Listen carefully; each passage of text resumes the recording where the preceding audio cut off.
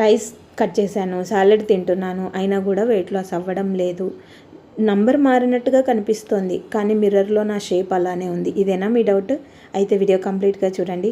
ఇనీషియల్గా మీరు ఏదైతే వెయిట్ లాస్ అవుతారో 4-5 kg, అది మీ వాటర్ వెయిట్ మాత్రమే.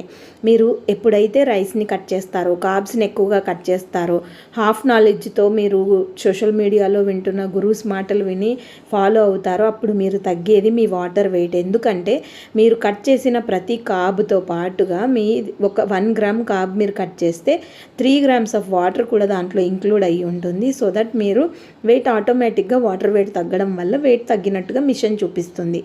మిషన్ ఎప్పుడు కూడా మీతో డ్రామా ప్లే చేస్తుంది, కానీ రియల్గా మీకు పిక్చర్ చూపించేది మీ మిర్రర్ మాత్రమే. మిర్రర్లో మిమ్మల్ని మీరు చెక్ చేసుకున్నప్పుడు షేప్ చేంజ్ అయిందంటేనే మీరు వెయిట్ లాస్ అయినట్టు. కార్బ్స్ కట్ చేయడము, లేకపోతే మీరు ఎక్కువగా క్రాష్ డైట్స్, ఫ్యాషన్ డైట్స్ ఇవన్నీ చేస్తారు, వాటిలో మీరు వెయిట్ లాస్ అయ్యేదానికంటే కూడా నంబర్ మారుతూ ఉంటుంది, కానీ ఫ్యాట్ లాస్ అవ్వదు. నిజమైన ఫ్యాట్ లాస్ ఎప్పుడు అవుతుంది అంటే మీరు క్యాలరీ డెఫిసిట్ని ఫాలో అయినప్పుడు, మీ లైఫ్ స్టైల్ని చేంజ్ చేసినప్పుడు.